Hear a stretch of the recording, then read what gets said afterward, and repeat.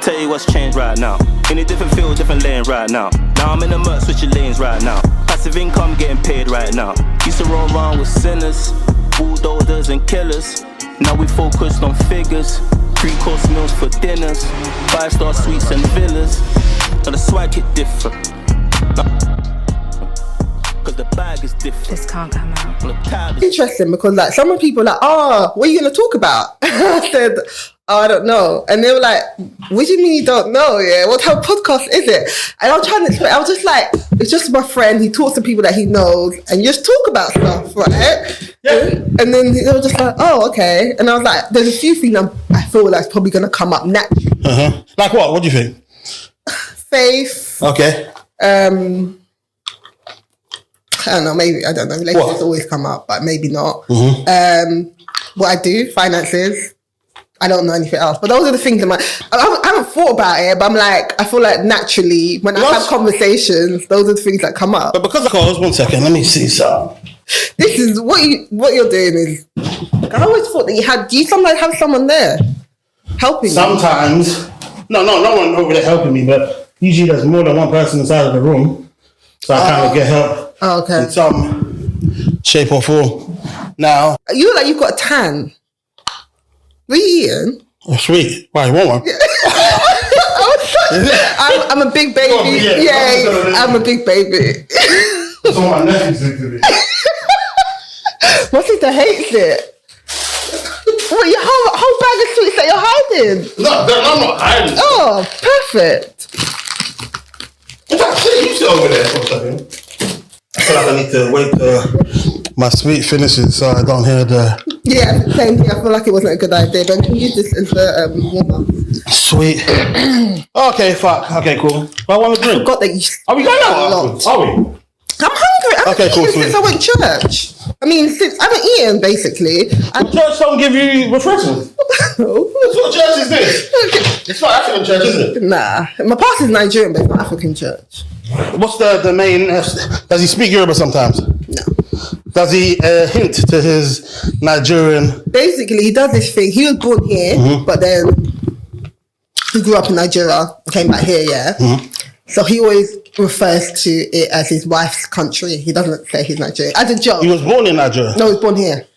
Okay. But was his wife white? No, she's Nigerian. Okay. But she was born in Nigeria. She got a bit of a Nigerian accent. My pastor got a twang, but he doesn't really speak. But he was born here? Yeah, he was born here, but he lived in Nigeria. Like basically, you know, a lot of people were born here, but then they actually, our parents came here to born us, and then you go back there and live there. So he grew up in Nigeria. Like, how long was he in Nigeria for? I don't know. But he's a Nigerian man. Like, I think he came back here maybe in his 20s. Am I a Nigerian man? No. I'm not a Nigerian man. You born here, right? Yeah. Yeah. No, but you said he's a Nigerian man, isn't it? I'm also a Nigerian man, innit? Yeah, but no. You're British. You're Nigerian British. Interesting. Okay, let's start soon. Okay, fuck it.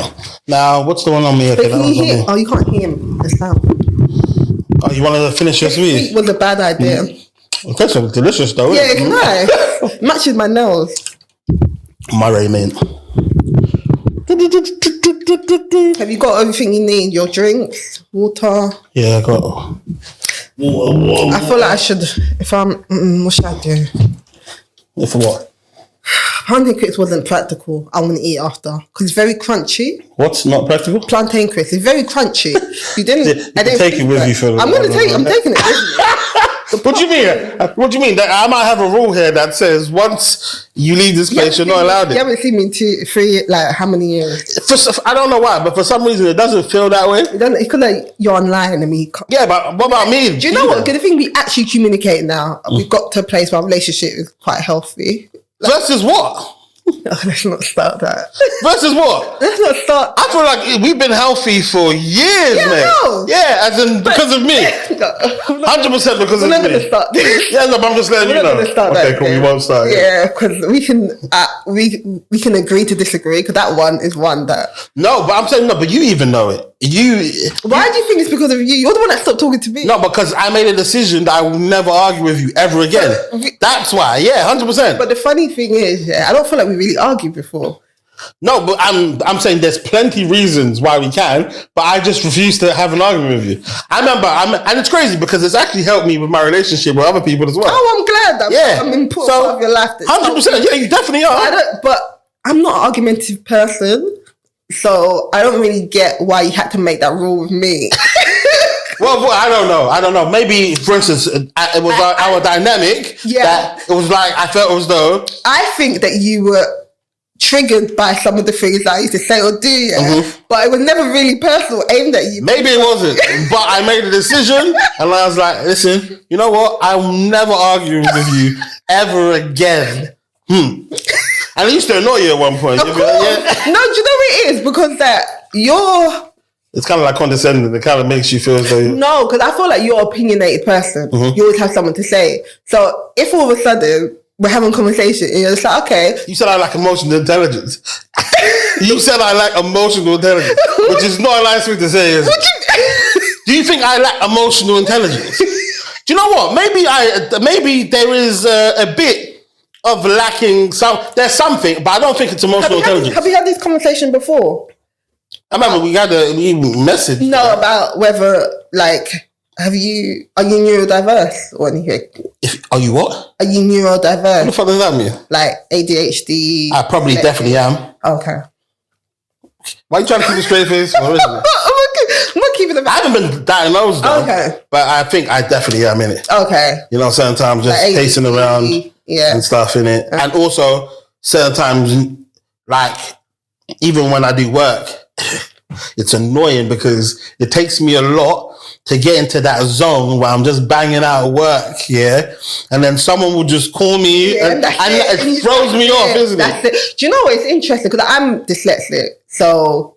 Oh yeah, I remember that, yeah. What? How do you remember that? I remember that because I think at one point, this is... Obviously, I met you around, in fact, we might as well just start, isn't it? Yeah, okay. Hi, Stella. Hi, Dami. Welcome to This Can't Come Out. Thank you for having me. Now, obviously, I'm sure you said you've watched it before. Of course. But just so you know, we have beautiful unfiltered conversations. And the issue with doing that is we say some shit that we might not want the world to know about. And for that very reason, I don't know why you're smiling like this. For that very reason, I tell it to you first and foremost. And anything you don't want out, let me know, and then I'll take it out. And throughout this conversation, if I feel like I'm going to say something that this can't come out, do I just say scratch it? Well, you can say it, but I'm going to send it to you anyway. Okay, fine. But sometimes, to make it easier for me, so I don't miss it out, I like to just clap 3 times, isn't it? Which is... And then that means the spike will show up. Okay, so... And then I'll know. But how would you know the clap? So I feel like I'm making this a bit too... No. But if you say something... Then we could clap afterwards. Then I know something's happened around this over here. Fine. But you don't need to worry about that, I guess. I'm just here talking. Yeah, so basically I sent you first and foremost, and then you let me know what you don't want in, and then boom. Hopefully somewhere in our conversation there'll be something interesting for the world to know about. Now, how I would like to start this out is, how do we know each other? It's interesting, actually. Uni, Sandra, uni, Brunel, and I've known you ever since. And that's how many years is that exactly? I feel like showing our age. What? So what? You should be proud of our age. Hey, what do you mean? You should. So wait. So that is what is like 17 years. Rah. Do you know what's crazy? I've known you longer than I've not known you. Yeah. I think like 16, 17 years. Yeah, mental. That's mad. Well, what I would say is something that I've known about you from early. Yeah. What I found about you was you were extremely independent from the very moment I met. As soon as I met you, you lived by yourself already, innit? Which is interesting. You went straight in. Okay, cool. Do you know as opposed to what? Do you know what? I find it. Like, it's true. I left home at 18 and I think I met you. Yeah. Yeah. Because I was first year of uni, right? So I left home at 18 and I always say to people, stay at home, stay with your parents as long as possible. Because I was just a teenager so you obviously know that I lost my mum when I was quite young. Yeah. You know me, I'm not good with death at all. So maybe when you spoke about it, I probably didn't, because them times I didn't really talk about it. But I knew about it. Yeah, you would have known, but I don't think like, I didn't really talk about, I think I really started talking about it like in my sort of like more adult years, like in my 20s, I was more comfortable, but throughout school, I didn't really talk about it. But yeah, I lost my mum when I was about 5 or 6. So I was brought up by my dad and Nigerian man. At the time, I thought he was too strict. So was he too strict? I won't say he was, maybe he was strict. I feel like in general, African parents can be quite strict anyway, but I think for him as a man bringing up girls, it's always going to be more. Like, it's always like what sort of things did he stop you from doing? When I say it now, I feel like it makes sense, yeah. But it's like, obviously, you had curfews, like mad early curfews. How early are we talking? So, like... As a girl that lives in Tottenham. Exactly. Like, sometimes, yeah, it'll be like, okay, you go to somewhere, you have to be back by like 6 or 7. Like, nothing started. At what age though? Would have been teenage ages. Yeah, like... Yeah, Yeah, do you know what I mean? But I would say that between me and my sister, my sister probably got it worse than me because she was older.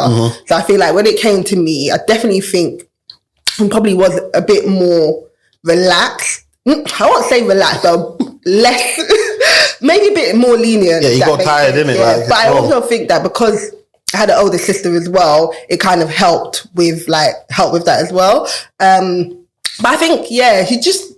at the time, I felt, oh my gosh, I'm so restricted, whatever, want to leave home, left home at 18.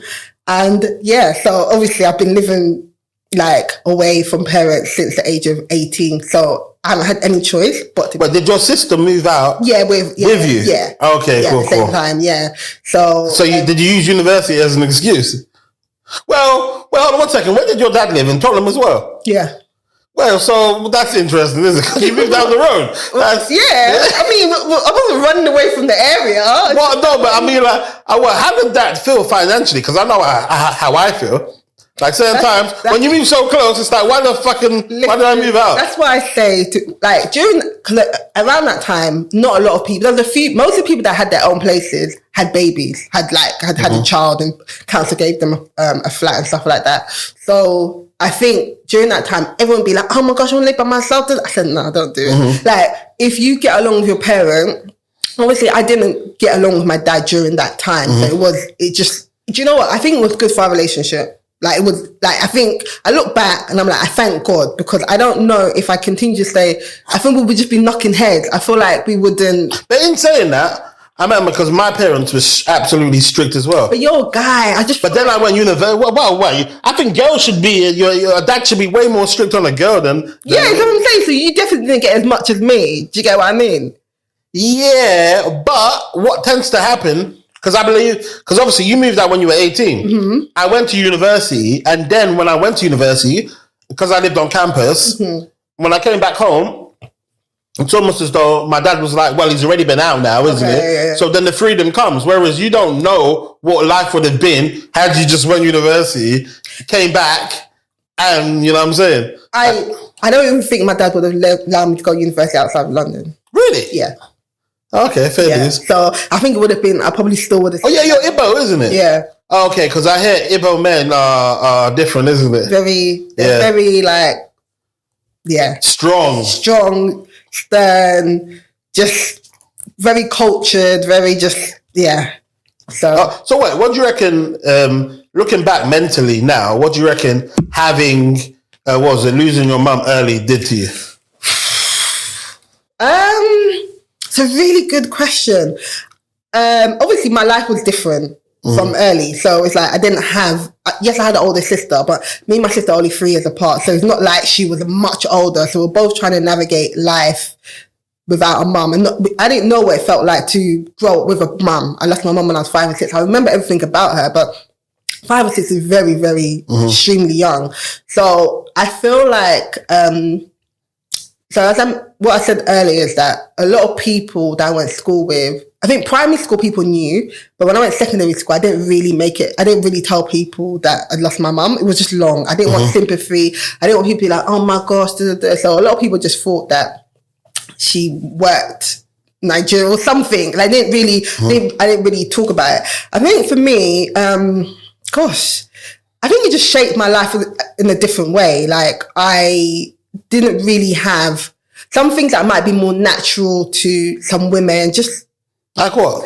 I don't know. Like obviously I can cook, and I think, okay, so my point is that you can't cook. No, obviously I had to. I lived by myself since I was 18, so I've had to cook. And when I lived at home with my dad, still cook. My dad cooked and everything like that. But I don't know. I just feel like because I got brought up by a man, I just think that sometimes emotionally I'm not as what? I don't know, as emotional as some girl. I think now I am.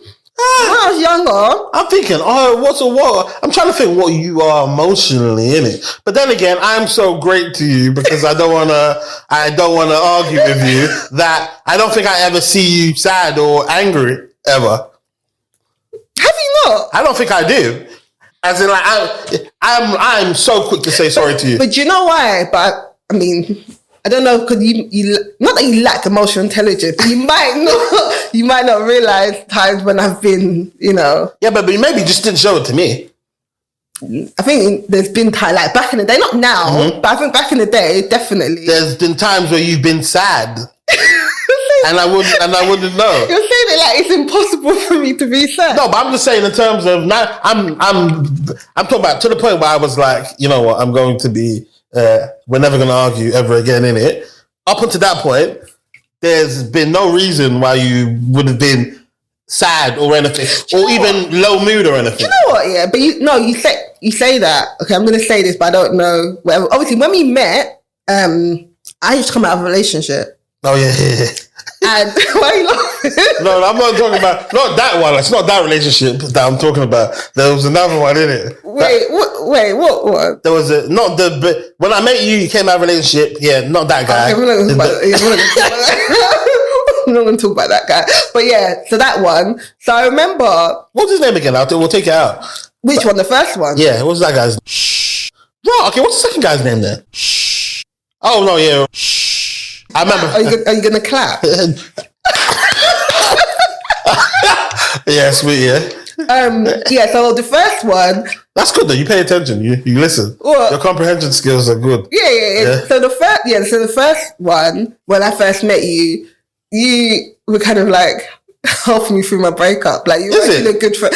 Yeah, you don't remember, but you were actually quite a good friend to me at that time. So I feel like you probably did have some sort of emotional intelligence, but you might not have. That's one of my biggest skills in terms of helping people navigate through their problems emotionally. I'm the guy for that. I'm everyone's go-to guy. You know why?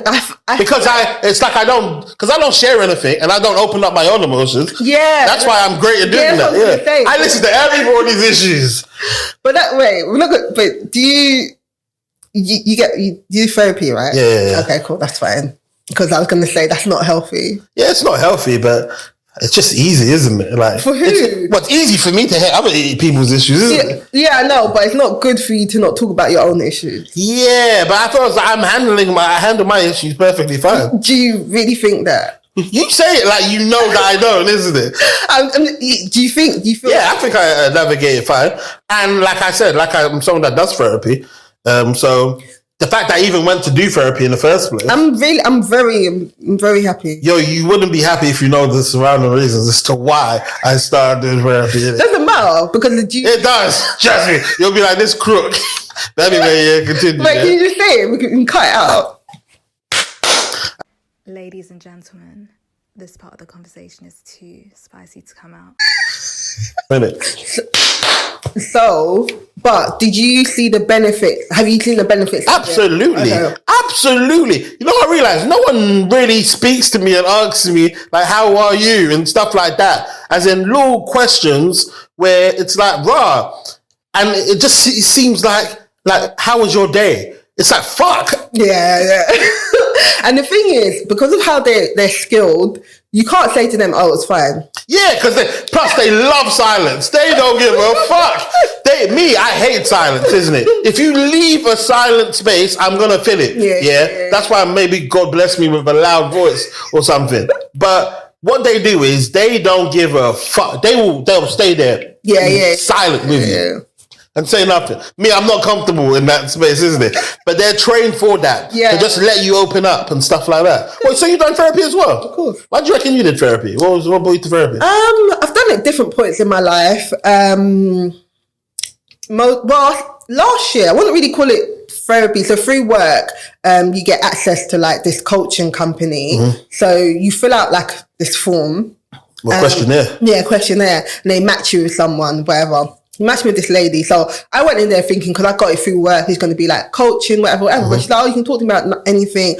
My background is this. I do therapy, I do counseling. I was like, okay. So every time we met, we'll just talk about anything that's going on. It could be something that happened at work, something that happened at home, at church, anything with my friends. And it just ended up being kind of like a coaching, counselling, because she does all of that. She uses different, depending on what we're talking about, she uses different, what's the word? Well, she uses different skills. Yeah, different approaches to like deal with that. But that was really like, I feel like last year was my year of really kind of like refining and just like refocusing myself. So a year of self-development. So I've done like some other leadership coaching, spent a lot of time with God, like going on retreats and stuff like that, done the coaching throughout the whole year. So I think it really kind of made me real. Like sometimes you do things, you're like, okay, where's that from? Like, why did I do this? And she really helped me. Like what? So like, okay, so kind of, I know we've gone around in circles. Yeah, but still, man. Yeah. So like, obviously, growing with my dad, he is a Nigerian man. He had many qualifications. He was very like, education was like so important in my house. Right? Was he a lecturer or something? Isn't it? Yeah, how do you? Oh, good memory. Yeah, I do, really, yeah. Oh, yeah. So he was very. I listen emotionally. No, I'm well done.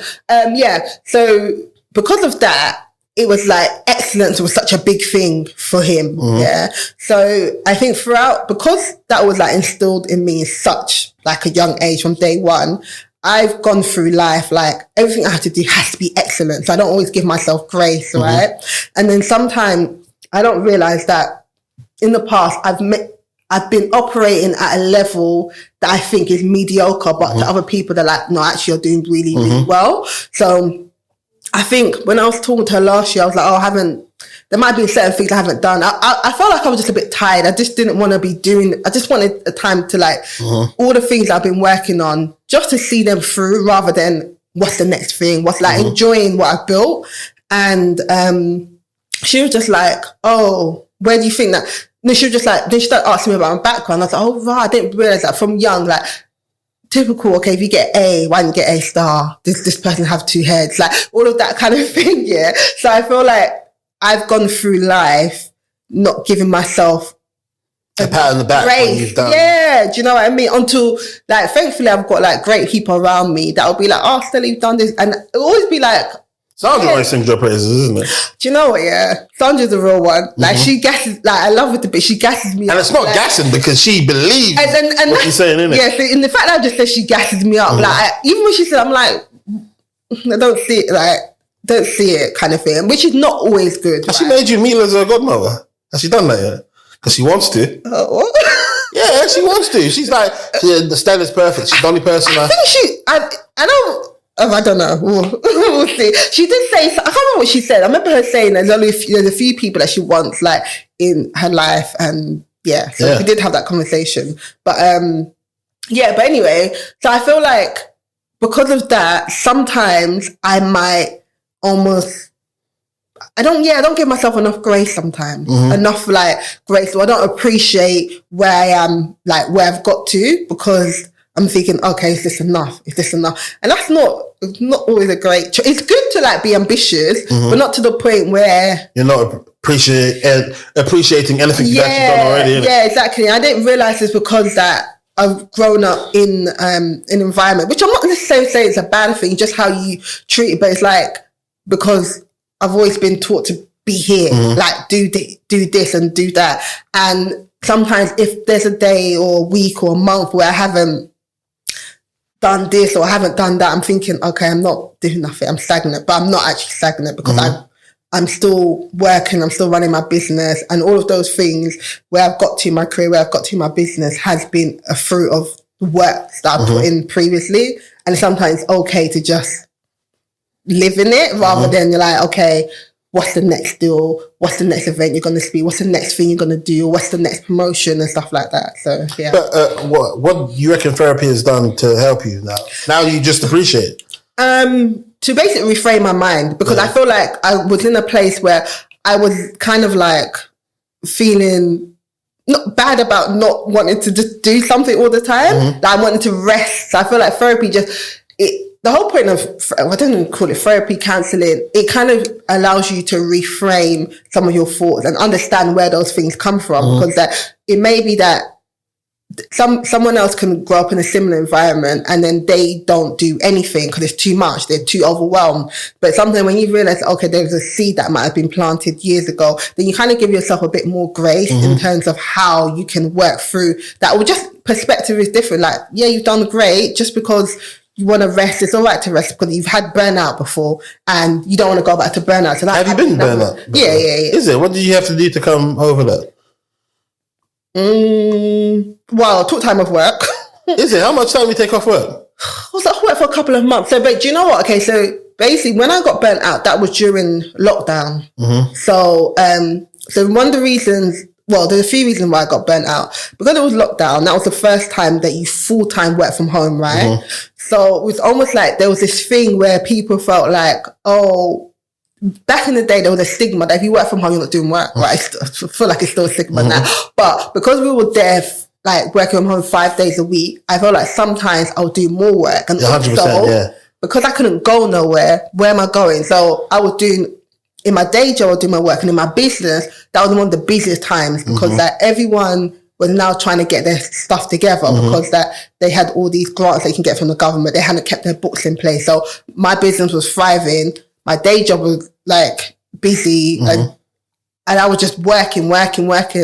And normally I love self-care, you know, I like traveling, spa, whatever. I couldn't do all of that. So instead of me to think of a different way of self-care, which could have been binging or Netflix, I'm doing work. So I was just constantly like doing something, doing Instagram lives, doing online. Yeah, I think during that time, people were calling me to do webinars, do workshops. I done training for like year 10s on finance and stuff like that. So I was I was doing the most to the point where I realized that I was just tired. So then what happened? Did you cry? Did you cry? Because everything about your vibe leads to that you would be someone that would cry, but I don't think I ever see it. The thing is, do you know it's funny, because like the things I cry over, is it like what? Like when I watch shows, like I'm like that as well. I cry over like really like dumb shit. Silly things. Like I feel like in life, I do cry, but not all the time, not always crying. I'm not like a crybaby or kind of thing. I'm not like, do you know what I mean? I don't just like even like in breakups, I feel like I've cried maybe one or two. Is it? Which one was that? My most recent one. Is it? When was you last in a relationship? A couple of years ago. Is it? That's interesting. We had this conversation. No, we don't have this conversation. You said exactly the same thing. I didn't know you were in a relationship. Yeah, wait, so how many relationships have you... Since I've known you... Yeah. Well, that's, to be honest, that's 3. No, the last one has to be 4 then.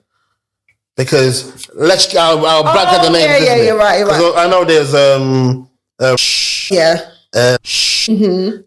Ghanaian guy. That's the profile. What's his name? Oh, I didn't know. Yeah. And I knew his name, innit? Yeah. And this guy. Yeah. Okay, fair dues, isn't it? Yeah. So, so basically. Where'd you meet that one in church? My most recent one? Yeah. No. Why did you shake your head like that? Are you embarrassed? No. Where did you Online. Huh? Online. Is it? What website? Hinge. That's dumb, stupid website, man. Do you know what? Obviously, Hinge is what it is now, or most recently, is not what it was back then. It's always been the same. It's always been the fucking same. Wait, so when you go into that relationship, did you... Because how long were you in that relationship for? Just under a year. As like at this age, isn't it? It's like just getting it wrong. That's the worst thing. To be in a marriage now and be like, why the fuck did I do this? And I imagine I've been single for such a long time. Oh, you haven't? Prior to him, I had been. No, you haven't. What do you mean? Yeah, what do you mean? How long you reckon you've been single for? Before I met him? Yeah. What do you mean reckon? I know how long. Okay, how long? Like 6 years. 6 years? Oh, 7 years. That was a while. I mean, my point is that I was single for a long enough time for me to not get into a relationship and marry the wrong person. Do you get what I mean? Like, it doesn't make sense. But at this age now, in terms of what's the likelihood you reckon you're going to be settling, isn't it? I'm not settling. I mean, we all say that, but I'm just saying, no, because I'm saying, would you marry a man that has a child already? That's not within my plan. I don't believe it's what God has for me. Yeah, but I'm saying, but would you? He's perfect, but he has a child. If God says that's my husband, then yeah. Yeah, that's a cop out. That's a cop out. Because you can hear God say bare things, isn't it? Yes. You could trick yourself into believing that God told you to do that. Okay. Do you know what it is? I think for me, right, I understand what you're saying, yeah, but I think for me, when it comes to anything in a relationship, like in terms of your non-negotiables or whatever, you have to understand, okay, why is that an issue, right? So for me, if you're going to talk about, okay, a guy that has a child, right, you need to understand, okay, what is your issue? Is it just the fact they got a child, right? Mm-hmm. Then that means, like, not that it's unreasonable, right? But what's your issue with it? Mm-hmm. Is it because you want it? Because some women are like, I want to be the first person to give that man a child. Mm-hmm. Okay, is that unreasonable? That's your preference, right? It's not unreasonable. Yeah, it's not unreasonable, but it's your preference, right? But as you said, are you going to, if the guy ticks every single box, right? And then that box is not ticked, and that child is not going to bring, or that situation is not going to have a negative impact on your marriage, then it can be seen as unreasonable, right? So my reason... I don't think it will ever be. If you know how you're going to react to something, isn't it? Yes, I'm saying, but what's your reason? Like, is your reason the fact they've got, like, what's wrong with the child? Because mine might be in terms of, because I know that child needs to be priority, innit? Yeah, so that's what I'm saying. So if you understand, if you're like, I'm a selfish person. No, that's not being. That's not selfish, though. No, but the thing, when kids come into it, your kids are gonna, like, in certain times, like, your kids, you're gonna have to do things for your kids before you do. Yeah, 100%. Partner, right? But you as a guy or a girl, and your vibe is, I understand that this is your priority, but I feel as though I don't like how I fit into that dynamic. Yeah. I don't think that's that person being selfish. No, I think that's what I'm saying. So my point is that because some people might have gone through that situation with someone else and like, I don't like that dynamic. I've been here before. I'm not comfortable with it. Like, I remember the one time I was talking to this guy, I'm not really saying we were talking, but we were meant to meet up one time. And then on the day, he was like, oh my God, I can't make it because I have to take my son football. I forgot. So in my head, I'm like, I can't argue. What am I meant to say? But you can still argue because it's like, why are you so forgetful, innit? Like, you didn't plan that before. I know the person now, like actually one of my friends, right? And it is like, that is their character to do things like that. But at the time, I didn't know your character, right? So one meant to say no, like... Yeah, you can't say no, one meant to, like, and even if... Well, you ready? Did you get ready and stuff, isn't it? I hadn't got ready or anything like that, but... you left you enough time. Yeah, enough time, but it was still a bit annoying. But what meant to say, like, okay, like, what do you know what I mean? Your son comes first, so it's true. I feel like I do believe that there's a lot of women, all the men, that can't handle being with someone that's got a child. Like, they literally can't handle it, and you can't handle it. I think with me, my thing is more to do with the whole dynamic of blended families, right? Like, ideally, I wouldn't want to have a blended family in an ideal world because I've seen what it looks like. Yeah, and plus, I would have favourites. If I have my own child, I'm going to like my child more. Sorry. You have to know yourself. Can you love someone else's child the same way that you love yours? I won't. Unless your child is just better than my child. Like, your child is just better than my child. Like your child is smarter than my child. You're not going to give them the same grace that you give your children, right? I might even, and what's scary about it is I might be harder on my child, which will mess up my child as well, isn't it? So it's like... Yeah, so I feel like... So that's my point. My point is that you have to understand your character. I know people that have married people that have multiple kids. They love family. They love that. they will die on that hill. They told you that anyway. I mean, like, no, it's just that I can see it because I see them in those situations. I'm like, I don't know if I'll have that same. I don't know. I could be, but as far as what I know about myself now, I'm not sure. And also, like, when you get into certain situations, it will bring out a side of you that you may never have touched before. Because certain situations will then bring out sides of you that if you never experienced them, how would you know? Like, we can have this conversation now, but you might meet some amazing woman that has got a child and everything changes for you because that. Let me tell you this now. If like what you're saying is correct, but if it does happen to me, know that ideally I do not want to be in this situation. Yeah, I am not on it. Yeah, that's the thing. That's my point. Like, all the girls I've been meeting recently all have like children in it. Yeah, I mean, we're at this age where, let's be honest, there's a few of us that don't have children. No, it's true. It's true. There's a lot of us, to be fair, isn't it? There's a few, there's a lot of people. I want to be like, when I meet someone, like, just in general, male, female, that doesn't have a child, I'm like, do you know? In fact, right now, but people are onto us. They're like, what's wrong with them?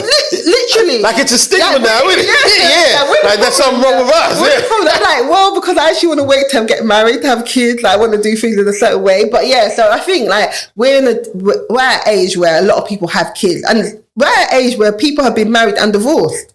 So it's like those situations haven't been like. I'm not saying that any. Ladies and gentlemen, this part of the conversation is too spicy to come out. I wouldn't say settling is the right. It depends what you say is settling, yeah? I feel like as time goes on, your preferences may be... Isn't that a form of settling, though? As in, there's one that's growth, where it's like, oh, you've grown up. But there's certain things that, because time has happened, you've relaxed to certain things. Do you know what? Okay, so I feel like if you talk about the whole... like what we're just talking about specifically with kids and being previously married, yeah. As I said, because that we're at an age where there's some people that could have been married for 10 years. If you think about it, we're at an age where people could have been married for 10 years and now they're no longer married, right? Because they got married in their early 20s or whatever it is, yeah. So what I mean is that you might just be around less people that meet that certain criteria. Do you get what I mean? So it's like, okay, you may be a bit more open-minded to talk. But it's settling regardless, though. It's settling because you feel as though what you've got, you cannot get anymore, or it's harder to get. So therefore, you've lowered your standard as a result of it. But is lowering standards the right term? Well, it's not your ideal standard. Yeah, but you specified what you want, and you feel as though you can't get anymore. So now you've allowed more things to come in. Do you know what? I get what you're saying. I get what you're saying. Okay, I would say settling is like, let's say, for example, okay, I think it's settling when that situation is you're getting into it knowingly that you're going to be unhappy. Nah. That's what well, that's a form of settling. No, I feel like that's what it boils down to because... No, but I'm saying, for instance, you're in a marriage now, for instance, and like you're someone, ideally, you said for whatever reason, you don't want somebody that's in a relationship that already has a child. Yeah. Now you find yourself in the relationship. Cool. Now, in the relationship, something happens now with that child involved, isn't it? And it's like, well, you wouldn't have been in that situation before. I get I agree with what you're saying. I mean, I understand what you mean, but I feel like, let's say, for example, so I think that settling would be more like, okay, he's got a child, they've got a child, whatever, and they also don't tick a lot of the other boxes. That's my thing. But if it's like, actually, they tick all the other boxes and you believe that you can deal, or they've shown you, like, say, for example, your issue is that you want to make, some people like, I would date you if you've got a child, but you have to be in the child's life. You have to have a good relationship with the child's mom, whatever. Yeah, let's say there's certain thing, but then you knowingly go into this and you can see that they're not making an effort or whatever it is, and it's against your values and your beliefs. That's when you're settling. Do you get that's just settling more. Because, for instance, I feel like there's ways to go. There's one that is literally just growth. Like, for instance, I think. basically, I want a guy, the guy needs to be 6 foot. Yeah. Now in your head, you're like, the guy needs to be 6 foot, the guy needs to be 6 foot. You grow older and then you're like, you know what? The only reason, that's kind of superficial. I actually don't care about it. What's more important to me is actually like security, financial security. But you can say the same thing about someone that's got a child or someone that's been married before. But for instance, now you have to ask yourself as to why your views on that is changing. Yes, that's my point. But I'm saying if it's changing because you feel as though, there's less of these guys available, then you're settling. Okay, I hear what you're saying. No, so what I mean is that, let's say, for example, your mindset before was just that I don't want to date someone that's got a child just because I don't like. People might look at like whatever, you have some sort of stigma, right? But as time goes on, you realize, okay, you start to think about, okay, what's your issue with it? And then if, for example, the issue is not necessarily the child being born, because then that means you can't date anybody. The issue is more with the dynamics, or how can we make it like I said, if your issue is that, okay, if you have a blended family, you want to make sure that everyone's included, then your key thing is to make sure that your partner has a healthy relationship with that child. They can see the child. It's not like whatever. But if you would have accepted that, as in, if you wouldn't have accepted that when you were 26, isn't it? Yeah. But what's the reason though? As I said, it's your mindset. Yeah. It's the mindset. Oh, okay. Fair dues, isn't it? Do you get what I get what you're saying, but it's like, I feel like it's a mindset. If your mindset hasn't changed and you still feel the same way, and then you go into it, yes, you're settling. But it's one of those ones.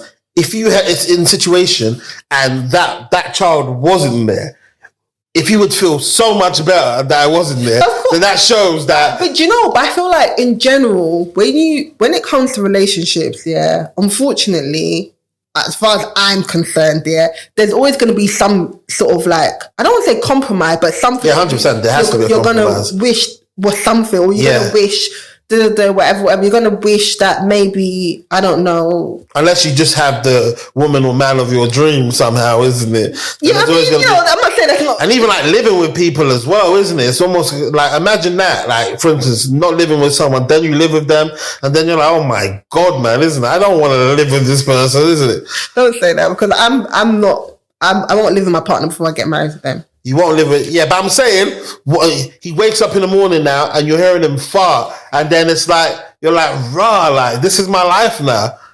Like, that's what crazy. But that's the thing. That's why you have to, when you're going through that process of like selecting who your life partner is going to be, you need to, because I think, like, I don't know who said this, but it's like, you need to make sure, like, for example, whatever's attracted you to that person's enough, because like, if they annoy you, at least you look at them and be like, okay, at least you're beautiful, at least you're happy. It's true, because like, if they're not, then you're like, you're giving me all of this headache, and do you know what I mean? Like, not, depending on what your thinking is, everyone's got different things. Like, certain people will be like, oh, you're giving me headache, but you're broke. Like, do you know what I mean? So I feel you need to be ready to, just know what you're getting yourself into. You have to know when you get married. You have to know what you're getting yourself into. And just be like, right, it is what it is. Yeah, and that's why, like, going back to like, things see me to be independent, right? So my independence is not because that I'm here screaming, oh, independent, I don't need a man. I haven't had a choice.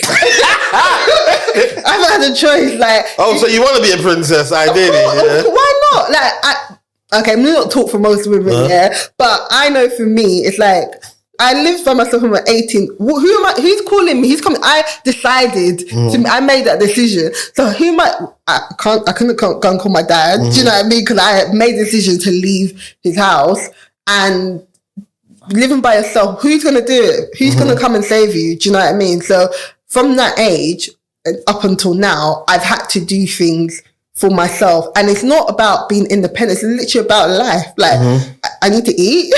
I'm not mad at it, because that I feel like it's important for us to go through those stages, because I would have rather have done that than been in a relationship. Like a crash course, isn't it? Yeah, like been in a relationship for like 2 years, get engaged or get married, and then you're like, oh, actually, do you know what I mean? So that's a nightmare, man. Yeah, to be in a marriage and then thinking, fuck, man. Especially being this cautious the whole of your life, and then marrying someone and then being like, what the fuck? And it made me realize that, okay, as I said, he treated me well, and I know certain people won't understand it, but I was like, you can't just look at that. You need to think about, okay, what like your marriage kind of thing. Like I remember, Ladies and gentlemen, this part of the conversation is too spicy to come out. But what did you see on Hinge that made you pick him? we had really good conversations, very intentional. I said he was a good. He had a bit of game. He did. The game, okay. Yeah, he had game. Yeah. What was the game like? I mean, just like I can't explain it, but he okay. It's a bit mad because Hinge is a bit of a mad place. So sometimes, like, you get a normal person, like, oh, actually, you're amazing, but you might just be a normal person compared to the crazy people. But like, he was just like, he was able to hold a conversation. Like, he was just respectful. He had no, what I liked about him is that he came with, he wasn't afraid to show himself. Like, show how he felt, what he wanted to do. If he wanted to do something, he wasn't holding back kind of thing, which is good.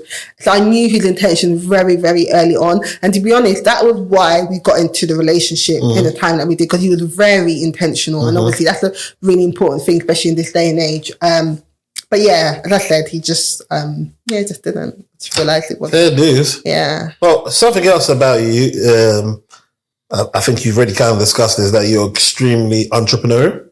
Do you think I'm extremely entrepreneurial? That's interesting. Definitely. Us having this conversation. Why you think you're not? I feel like you're definitely a self-starter. I feel like you're one of the most. I do it for mental health reasons, isn't it? 100%. I always have to. One, you know what? Because I have to do something else, or I won't last at work. Do you know what? Yeah. Are you still working? Technically, yeah. What do you mean technically? Technically. I still have a job in it. So you don't work? Yeah, I do work now. Why are you whispering for? You got a microphone in front of you, innit? Sorry. I've got a job, isn't it? Yeah. But you still attend the job? Yeah, I still attend the job, innit? Yeah. So why do you say technically? Yeah, because my soul and my heart is not there. Oh, yeah. That's always been your thing, though. Yeah. Like, do you reason I said it's just that because this is probably the longest time you've held the job down. Yeah, I don't think I was working before. Oh, then again, I had like little odd jobs there. Yeah, like this is the long. Like, I'm really proud of you. You still work for the. Yeah. Fucking pricks, isn't it? They don't give you there's no money there anyway.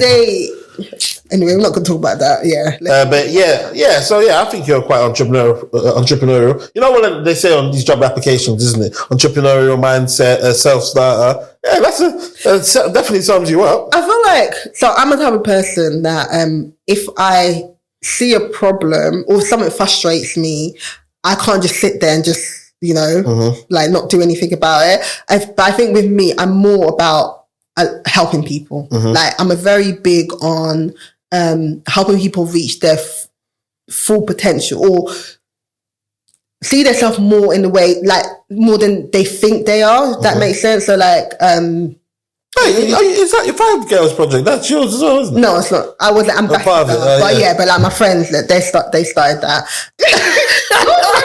So interested. That was just the other day, no? I feel like it's been a good couple of years. I went Ghana a couple of times. I think when was the first time I went Ghana for that? 2016, and then again in. I remember I was going to start 5 Boys in protest. You're actually very mature. So yes, I feel like I'm really about helping people. I think all my different businesses that I have is all about trying to resolve something to better people. So like obviously my main business is my accountancy, my accountancy firm. But even funny with that, I feel like that kind of it got birthed out of 2 things. So I used to work at HMRC, which you probably know. And when I worked at HMRC, I worked in the fraud investigation service. So what our team did is that they basically identify businesses that they think are either evading tax or avoiding tax, right? And then I wasn't an investigator, but I would work closely with the investigators. They would give me a set of like their accounts and stuff like that and basically say, are these people trying to be fraudulent and whatever? And what I found is that, especially on the evasion side of things, which one's illegal? Evasion? Yeah, evasion. Evasion's illegal. Yeah, it's illegal. Avoiding it's basically you're trying to twist like the tax laws and rules. But you're allowed to do that, kind of.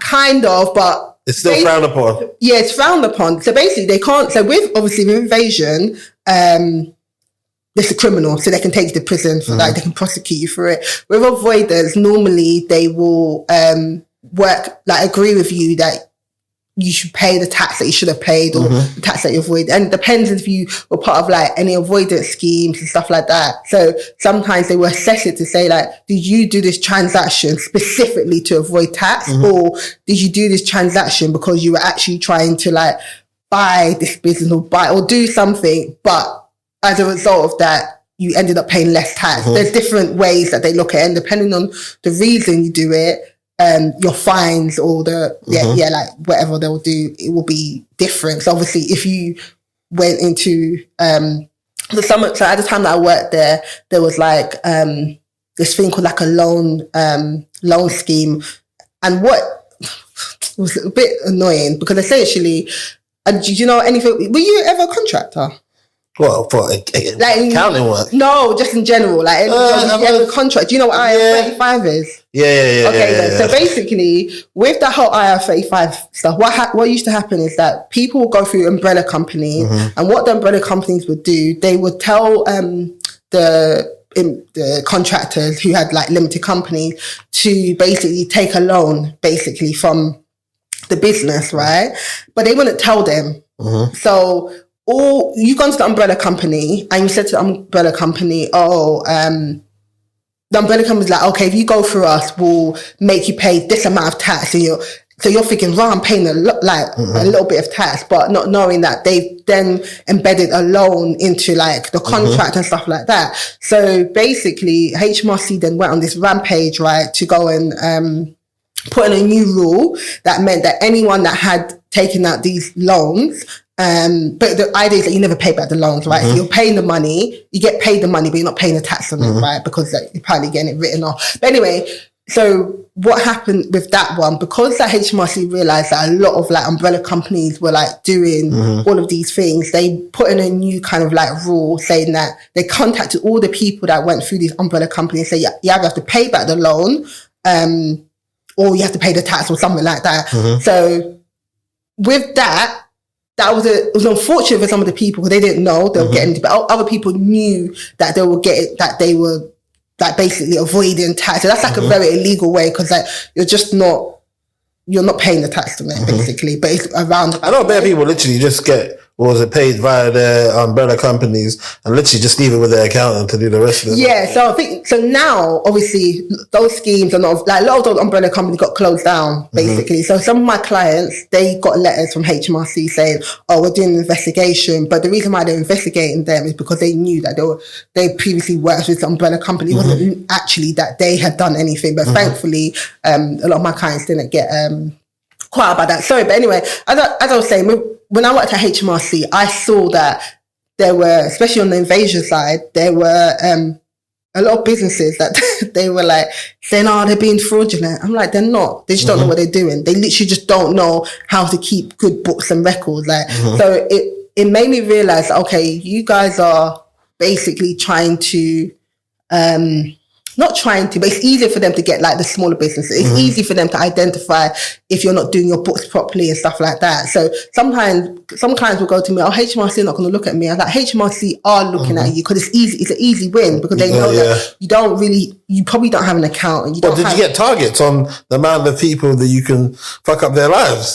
Essentially. Not me. Like, I think the investigators, not really, but it's just like when they investigate, they loved it. So sometimes the investigators will come to me. I remember there was a particular case I was working on and they wanted to take it to court. And I said, this is not going to stand in court because that looking at this, it's not evasion. In that particular case, it was a man that had broken up with his ex-wife, who was ex, and he was trying to hide money from her. He wasn't trying to hide money from the gut. Do you get what I mean? So that, when I was chasing money, looking at everything, whatever, and I was like, no, he's actually not. And I obviously wrote the report and stuff like that. So, and what in the report you write down is actually trying to avoid paying his wife. I said, what it looks like, I said, what is definite is that this is more of an issue, like a domestic thing. There's no evidence to support that he's trying to be fraudulent. The last couple of years, he might not have filed accounts, but it may be because of X, Y, and Z. It wasn't like if you go to and try and prosecute them, you're not going to get anywhere. But obviously the investigators really wanted to like, you know, they always, every time they pick up something, they obviously want to get a win out of it. Why were you so pro for people at the time? It wasn't, well, number one, I work in tax, I don't like the tax system, yeah. It's not because I enjoy the tax system, I don't like the tax system. But I think for me, and what I felt like so I worked in government for years, right, HMRC and HM Treasury, and what I found is like there was a disconnect from the people that worked in there and the real world, if that makes sense. So obviously the people that, for example, on the invasion side, the people that they're looking at are people that could be from my end, from like my community. So there was even times where I was so scared, I hope I don't see a business that I know. Because if you knew the business, you couldn't work on the case, right? But it's like, I'm trying to advocate for the community to say like, you don't just need education. But that wasn't my role in HMRC. Okay. So that's one of the reasons I had to leave HMRC, because I could feel like... Is it? And it came with a toll on your heart? Do you know what it is? I was just like, I need to help the other side. Not like, I just want to educate. Like, have you watched Suits before? No, I haven't. Okay, cool. Because that's kind of like what my Ross does. Oh, is it? Everyone keeps talking about Suits. I probably need to watch it. But so I just feel like, I think because I'm humane, like I'm human, right? That's about it. Whatever. And so when I looked at this, I wasn't just looking at, I'm looking at, what does this actually mean? For you to understand what's happened, you have to put yourself in, in that place. And a lot of the people that were investigated, they don't have their own businesses and stuff like that. But obviously, I've grown around people. My dad was an entrepreneur. He had many businesses as well. So I saw you may not have the support to do things in a certain way. Do you know what I mean? So that's why it made you start Accountstar. So that's what made me... So Accountstar actually started with just an Instagram page giving tips, yeah. So I just give tips and stuff like that, yeah, whatever. I didn't even think about starting my own firm. And then off the back of that, people asked me, "Oh, can you do my books?" I was like, I don't really do that. So I used to refer them to my mentor, who basically trained me early days. I used to work in his accounting firm, like on the side and stuff like that. What, is that how you got? Are you trying? Yeah. Did his firm help you get tried? Experience wise, but not like exam wise, no. Because I went uni and done accounting and finance. I got exemption. Done all the other ACCA papers I done that like afterwards, basically after uni. By the way, how long did it take you? Because I know one girl that is struggling. She's quit now. The reason why I didn't take, so I was fortunate that when I went, so in Monarchs I had a great tutor, Rashid, black man.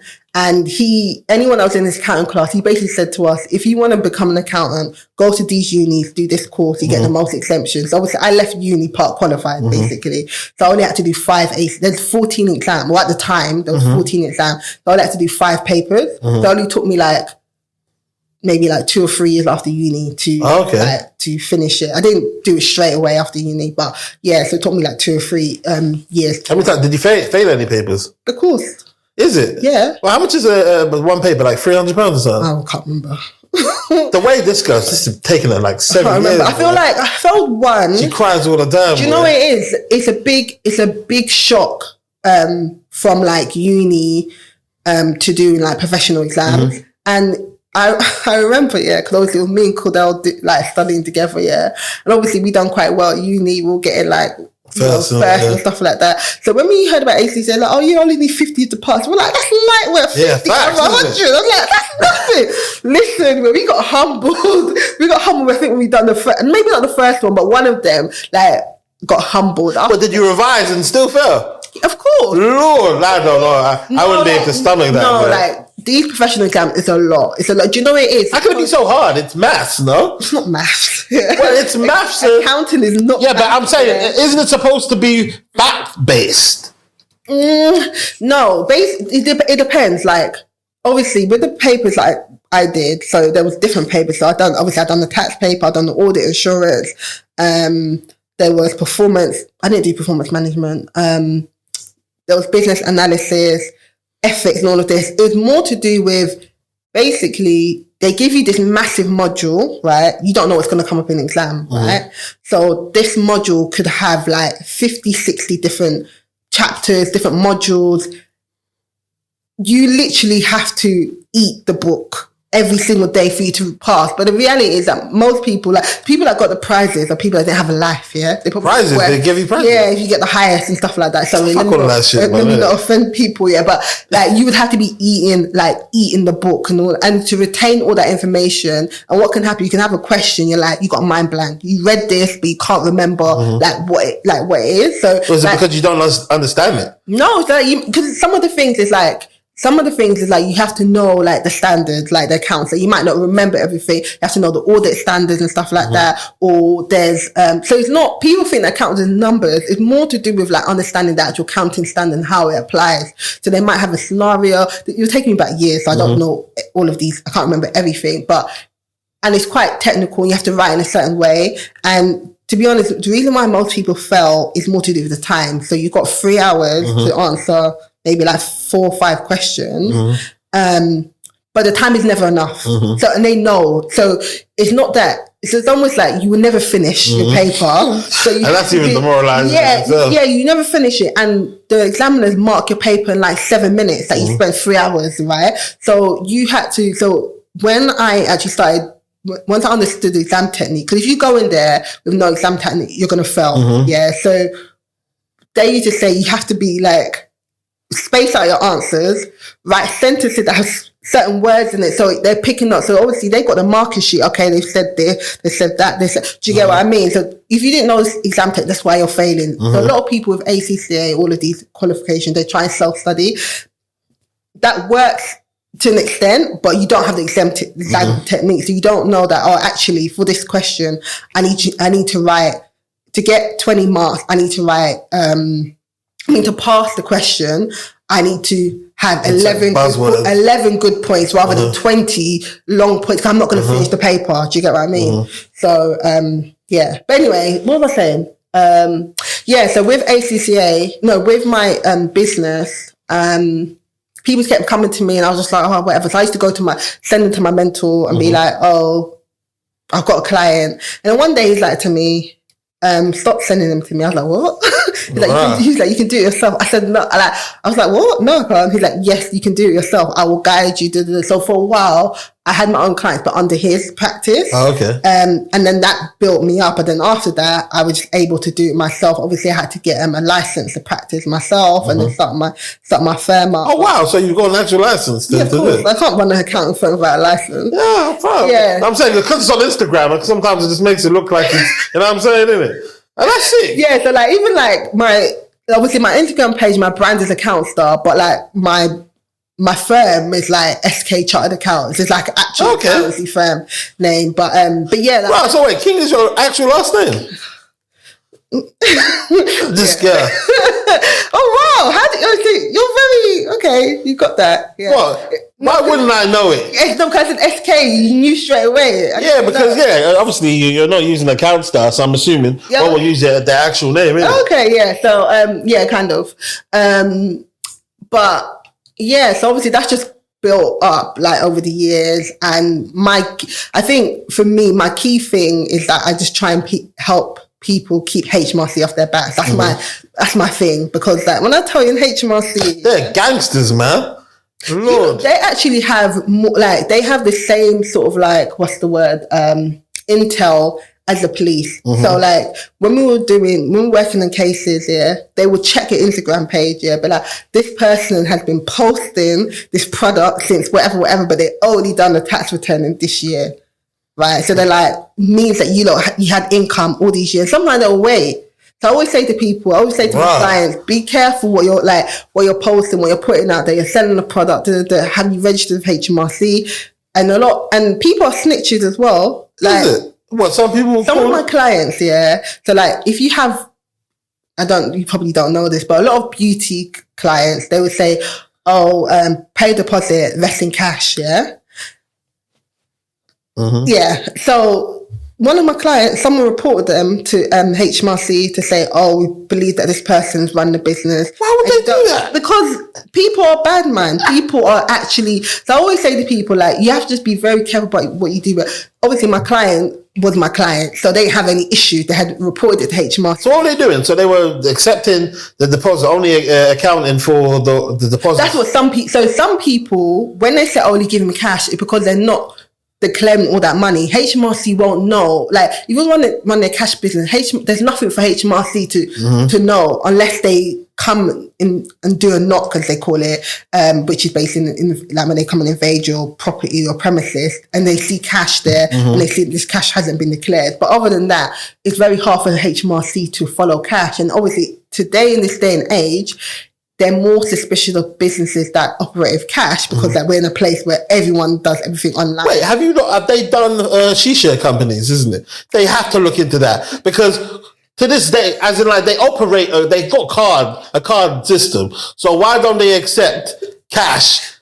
They're clearly avoiding tax. You know what? I always say to people that, because a lot of people do things and think, okay, I'm cool because that HMRC hasn't come for me, but they're watching. Like, I'm not even trying to be whatever, but HMRC are watching. Like, I remember there was a case here and they were like, they've been following this person for years, but the reason why they're doing it is so they can get them juicy, whatever, and that's it, bang, big fine or whatever it is. Like, yeah. So I always say to people that as much as you just do things as properly as you can, like do things as properly as you can.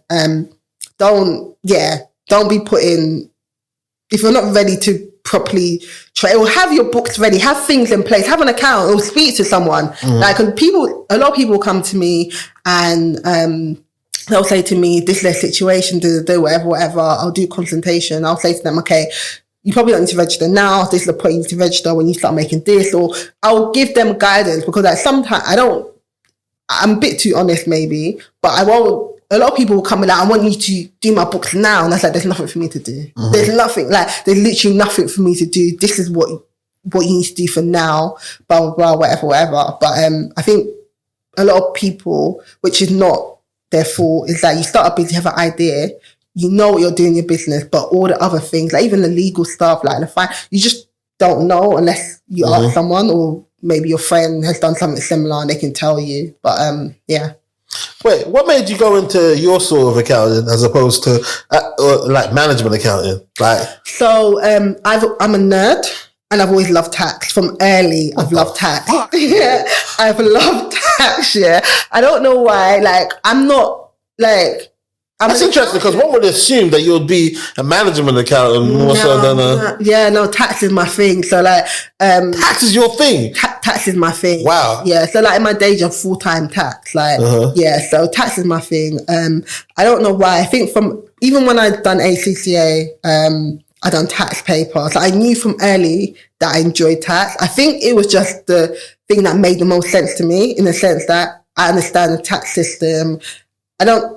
When I say understand how it works. I don't agree with some of the things they do, but it made, I don't know, something that interests me. So, and I also felt that it's a good knowledge and skill to have as you live life. So with my business, that's what I try and focus on, more kind of like the tax side. I have other people that work with me that would do more sort of like I do financial accounting, obviously I have to, but financial accounting, like the management account side of things, but it's not what I specialize in. I've done it, like in my life, I know it, but it's not what I find fun. But you find tax is what you find fun. Yo, man, oh my God. Certain times when I see like these tax jobs that pop up and stuff, and take away from that, man. If I see the word in the job description, I know. It's such an unsexy word, man. No, I know. And the thing is, like, it's a blessing and a curse, because that when you work in an organisation, there's normally not a lot of people. No one likes to talk to you because they feel like you're just going to give them bad news. But I'm trying to help you. I'm trying to help you not be like, because even in my workplace, I'm trying to help you not be on the wrong side of HMRC or the tax authorities. Well, even in your current job, you're with the good guys now in your current job. I mean, so I work in-house. So I'm the tax person for my organisation. So my role is to ensure that they meet all their tax obligations. Okay, so they don't get in trouble. Yeah, and then save tax. So like if we're doing like a merger or acquisition, to look at that transaction to say, okay, what's the best way to do it to save tax but not obviously doing anything that's going to make HMRC think, okay, you're doing something dodgy. So I advise the business, but then I also told them, if you do this, we got to pay tax in this jurisdiction because we're a global organisation. So what company? Sorry. The fintech company. Okay, cool. Yeah, it's a fintech. So yeah, I've been working in fintech for the last couple of years. I worked at Monzo before. Is it? Yeah, you knew this. No, I didn't. Maybe I did, but I don't remember that. Okay, yeah. So I don't Revolut. No. I love that company. Ladies and gentlemen, this part of the conversation is too spicy to come out. I mean, in terms of working there, apparently the culture is terrible. Yeah, one of my friends worked there, funny enough, in like the diversity department. Worked there for a week. Left. Yeah, so when they want to work the shit out of you. Yeah. So they pay well. That's why a lot of people go. So I remember when I was looking for, because like Monzo was a contract, right? So I remember I was looking for a job, and then coming up. I'm like, this job, I feel like it comes up every year, and then pays good. So I think I asked Shoshana, and she was like, she knew a lot of people that worked there, and she's like, the culture's not, like, all the people told me the culture's not good. Oh, that's cute. Like, you and Shoshana have conversations, like work conversations and stuff. Yeah, Shoshana's wow, man. Yeah, like we always, I just find it beautiful. It's like, because you hear about people doing this type of stuff, isn't it? You know, like, having nice little work groups and conversations and stuff, isn't it? I can't remember what I was, I can't remember why. No, I think she got a manager recently, isn't it? Oh, did she? Yeah, she got a manager recently. Did I know? Manager? Wait, did I know? I don't know if I knew. Did I message she just her? made manager. I probably did message her if I knew. If I haven't, I'll message her. But have you got on LinkedIn? Do you use your LinkedIn? Of course I do. Congratulations, isn't it? Technically, I'm still in New York. That's what I was going to say. Your LinkedIn is annoying. Yeah, because every year it's like, congratulations, you've been at HSBC for 10 years, whatever, how many years. I'm like, this guy. Yeah, well, when I leave, I'll update it. It's because what's the point of it, really and truly? Like, what is the point of updating LinkedIn's and stuff? Well, I guess it depends on what your career aspirations, what you want to get out of it. So, like, one Karen will see you online and then mess up my whole life and tell my employer, "Hey, look what he's doing over there." So right now, if I fuck up online, they're gonna go to HSBC. No. Well, no, it depends on what you're doing, right? So, like, you're not. You'd be surprised what people are offended by. Who's going to tell your employers? What are you? There's, like you said, there's people that getting hair appointments, isn't there? You know what sort of bad mind individual that is. Yeah, and then the thing is, it's like, why? That was really sad because that particular client, she known her for years because she used to be my hairdresser back in the day, and it's like, you know, certain people, like the service that she gives. I know she's good at what she does. She's not these Instagram hairdressers or stylists that we see online now, So I definitely know it was uncalled for. I know it wasn't to do with anything. It was just someone being bad mind. And unfortunately, we live in the day and age where people don't want to always see you win. Yeah, they want to see you win. Now, what makes you happy like these days, isn't it? Look at you. Your whole spirit just shifted. Like, what the fuck? How the fuck am I supposed to answer that? Yeah, what makes you happy these days, isn't it? What makes me happy? I know this might sound so cheesy. Okay. My top thing is peace, right? Okay. So all the you like this? Don't do that. Don't do that. So it's peace, right? So the things that help me have peace is obviously my relationship with Christ, family, and self-care. Like, so self-care is traveling, spa, good food. So I say that's what lifts my spirit. So I think if each of those areas are operating in that type of way, then that's. What do you reckon your actual real relationship with God started? That's a really good question. Because I've kind of like always known you to be. So that's a good question. So from when you met me in A long time ago. Yeah, whatever. Uni. Did you see much of my walk then? I don't think you... Not really. I know basically when I had my court case, you were definitely in church them time. Yeah. So that was like, what year was that? 2015. Yeah, 2015. Yeah. Yeah, so I would say definitely from 2015, that was... What about before then? Okay, so I've always been... a churchgoer? Yeah, I've always been a churchgoer. Obviously, I grew up Catholic. So I've always like revered God. But I've always been conscious about my actions and stuff like that. But I think that was just a part of my upbringing, my parents. My mum was proper like, I used to follow her church all the time when I was young, and you don't realise how that kind of impacts you. Even though I was quite young, I used to follow her church like all the time, whatever. And with Ibo people, we're very Catholic, so my dad was always like, go church, whatever. So I've always like, it's always been important to me. I did go through a phase where I was like, didn't go to church. I was just like, I don't know if I'm a Christian. Is it really? Yeah, this was years ago though. I'll probably say like... Is it? What do you reckon? What happened then? So I think when I was going... So I think at the time I was Catholic, but I realised that when I was going to church, I felt like I wasn't really getting much out. Like, I wasn't getting much out of it. Then you have conversations with people and they say, where did Christianity start and where did it come from? And so you ask them all these questions. I avoid those people. Yeah. Even to this day. No, it's true. No, honestly, it's true because like that kind of messed me up because it made me start thinking, this, whatever. And I was like, I don't think I believe in God and being Christ, but I don't believe in religion and all of that, whatever. But I realized that during that time in my life is when I had the least peace. Yeah. So it was like, I was like, this is not all of this. Yeah. No, I don't like it. So then obviously I said I'm going back to church, right? I used to go, then I started going KICC. Is it? All right, that's a throwback. That was years ago, yeah. Does that still exist? Yeah. That's that Shimiloa? Yeah. Is he still there? I don't know if he's still there. I think he is still there, but I think his son... His son is now... I don't know, I'm making out. I don't know. I don't know. But so I used to go KICC for a bit. But them times, like, I don't know what... KICC, they used to talk a lot about kind of like prosperity. I'm not saying that it's a bad thing, but for me at that time... You didn't need it? No, I did. I was young and broke. So me and my friends, like, we would like... I remember we put money together to put like £5 or £6 petrol on my car to go to church. Yeah, like this was years ago, years, right? And then not that long ago, because I remember when you first got a car, isn't it? So you were old enough.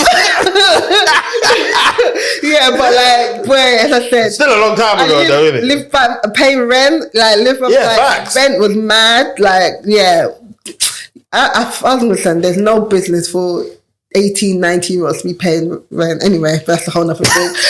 You have no business, stay at home. But anyway, so then I think KICC, they moved to Prayer City in Kent or somewhere far. So we're like, no, it's not. It's too far. So then you went to that one. That's so then so my just friend down the road. She went. That was her church, and she'd always say to her, which friend, Ella?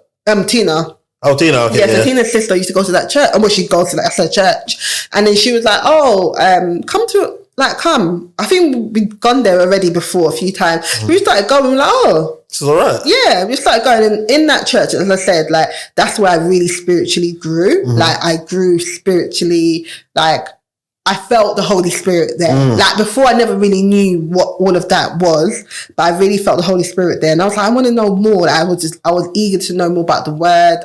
They used to do like Wednesday Bible studies, started going there. And I just started getting convicted in different areas of my life, right? You've done outreach on the roads before, innit? You made that up. In Tottenham. Are you crazy? No, you made that up. I swear of my life. One time I've seen you in Tottenham Hell. Yeah. I wasn't doing outreach. What were you doing there? No. Oh my God, I swore my life. You made up a whole story. Wait, hold on, were you with 2 other people when I saw I you? was with Tina, yeah. Oh, I didn't see you, Tina. You did, because you spoke to both of us, yeah. No, I said hello to you. I don't remember saying hello to anybody Was that else. not with Tina? No, this was not that long ago. Yes, I know what you're talking about. Yeah? With Tina. I swear you had pamphlets in your hand. No, yes. Tell me, you made this up. Basically, you're right. You did see me. But I was doing outreach. There were 2 guys that were doing something. They were talking to me and Tina, and they gave us pamphlets. Oh, see, that could easily have been you. You know what I'm saying? How am I supposed to know that? That is hilarious. That is so. I was like, raw. Go on, Stella. She's on. No. What's wrong with doing outreach? I mean, I feel like there's different ways of doing outreach, and that's not what God hasn't called me to do outreach in that way. That's just. Oh, wow. I actually thought you were literally just in Tottenham. That's nice. Winning souls, isn't it? Yeah. Everyone does evangelism in different ways, but no, not me. But yeah, what was I saying? You threw me out completely. KICC, you went to that church, Tina's church. Oh yeah. So anyway, my walk with Christ really kind of like it basically just made me a bit more conscious about what I do. Mm-hmm. And gosh, that particular year, probably take this bit out, but that particular year, I remember I was still in a relationship, mm-hmm. and then God convicted me that no sex. Like, huh? Mm-hmm. It was like, yeah, no. Which relationship was that? No. Yeah, okay, cool. So I was just like, She's like, yeah, none. I was like, oh, okay. So I wasn't really like, I wasn't really. Oh, were you trying to break up? You reckon you did that to break up as well? No way, yeah. Like, I did not, like. You didn't want to break up? wasn't even thinking about breaking up. There was no. How can you say I wasn't thinking about breaking up? There was no. Oh, there was nothing. You didn't think about what his reaction might be. No, that's the thing. All I'm saying, like, the reason why I knew that's when like my conviction started is because nothing made sense to me. Mm-hmm. But like, it wasn't from my flesh, if that makes mm-hmm. sense. Because like my flesh was like, yeah, of course. Like mm-hmm. I've never been in a relationship without doing. Mm-hmm. Do you know what I mean? Obviously. Before when I was a virgin, but mm-hmm. yeah, so it was just like, okay, and I just felt guilty every time, and then I just like, I can't, this guilt is like too much. Mm-hmm. And what would the guilt feel like? It's just like you feel naked in front of God. No, I just felt like this is not pleasing him. Like this is not like, it's not pleasing him. And I just didn't enjoy, like, and I stopped enjoying it, and I was like, yeah, that's not me. Like, it's not who I was, if that makes sense. Like, it was surprising for me, and then from there, so I haven't. You know what's bad about that? Because certain times I find like when my relationship with God is, there's certain things I know that God does not want me to do, and it's what happens is. And it's so big because the relationship I've got with God is almost a case of I don't want to violate God, isn't it? Yes. And I feel like it's a violation. So what happens when I'm doing things I know I shouldn't be doing, which is wrong, yeah, what happens is it's almost like I am avoidant with God. I don't even want to go to God afterwards because I feel like... And so that's the thing. So basically, the shame is too much, innit? That's what the enemy does, right? Yeah. So the enemy tries to keep us in a place of shame, right? So that's why it's important to have a personal relationship with Christ, because that, like, even though we sin, shame and reproach is not something of God, right? He will always accept us back, right? I'm not saying you should go. Yeah, but God's gonna know I'm violating him if I'm. Yeah, but God, I'm sorry for fucking. And then going, oh God, every single day. No, but the fact of the matter is that I always say to people, like, I know that this journey, your spiritual walk is a difficult one, especially like when it comes to sin and all of these different things, right? But I feel like sometimes people get too caught up in like, oh my gosh, whatever, I'm a bad person, shame, you're hiding, but the fact that you have hidden or you're trying to avoid shows conviction. So it means that you're actually a changed person. That's the most important thing, that you're actually on this journey of changing. Because if you're doing things and then you don't feel anything, then you're not, do you know what I mean? You're not. But I feel like certain times some people can get themselves into a place of, oh, God will forgive me, that they're taking the piss. Do you know what? Like, the thing is, you're right. There are definitely people that are in that place. But as you said, like God knows, he knows our hearts, he knows where we're coming. And like there's a scripture that talks about like, there's only a few of us that are actually going to get into the kingdom, and it's like, I didn't know you, right? So there's going to be a lot of people that will be like, okay, they read their Bible, they go to church on Sunday, they repent, but God be like, did I actually know you? Because you might just be acting religious, doing all the right things, but what's your heart posture? So like the fact that you said, oh, I know there's certain things, God has like changed your heart posture to the fact that you feel convicted. And the only thing I would say to you, don't stay in that place of shame, because that's where the enemy likes to keep us in that place. 100%, yeah. Do you know what I mean? He wants us to be like avoiding, but that's the time that God wants you to speak to us, like speak to them the most. And I always think about our relationship with Christ. It's like the relationship you have with your children. Obviously, we don't have children, but you know what it's like to have, like, you got nieces, we don't have nephews, yeah, yeah. But you've got nephews, right? And it's like they might do something now, and they should have known better because you told them before not to do it. If they're going to come back to you, you're not going to be like, no, I'm not going to talk. I don't love you. I'm not going to. How many times though? The thing is, it's true, but the reality like is, you say your niece slaps you on the head. But don't do that again. I'm sorry, Stella. Yeah. Slapped you. But the reality is that you're still going to love that child because that's your child. 100%. Yeah, like, but you know this child is violated. Yeah, and you know this child sorry doesn't mean anything. But then again, I'm not God in it. I am man at the end of the day. Yeah, but the reality is that even if that's the case, you're still going to love your child. There's people that have, mothers that have children in prison or their kids in prison that have murdered, done these people, they're still their child. Like, do you know what I mean? But I'm not saying, my point is like, we shouldn't stay in a place of shame and reproach. We have to just go back to God and be like, God, like, I know I keep doing this thing, like, help me, give me the strength, like, I know I can't do this on my own and things like that, rather than just say, okay, sorry, God, I'm sorry. But if you're really serious about trying to move away from doing, you know, because it's a fight between your flesh and your spirit. That's the fight that we have, right? So, and we are actually spiritual beings, but we live in the flesh. So there's always that constant fight. So you just need to be open with God, like just say, God, like, and he knows, but he wants you to vocalize it and say it to him. So, yeah, I don't know how we got here, but yeah. Oh, that's calm. Actually, more on this as well. What do you reckon brought you closer to God? The love of God or the fear of hell? Or a combination? What, the love of God or the fear of hell? Has to be the love of God, because you haven't even mentioned hellfire or anything whatsoever. Because I feel like growing up, especially in African churches. Oh, the way they throw hell around. Yeah, and I feel like fire. Yeah, literally. And I think that's why a lot of us kind of went away from that, done our own thing, and obviously we found our way back to Christ, right? And I don't think this whole fire and brimstone, it works for some people, but we need to really understand about the love of God. You can't fear or scare your way into God, didn't it? Yeah, like I feel like being under duress as opposed to actually just loving it. Because if you think about it, it's all a process, right? So once you decide, like,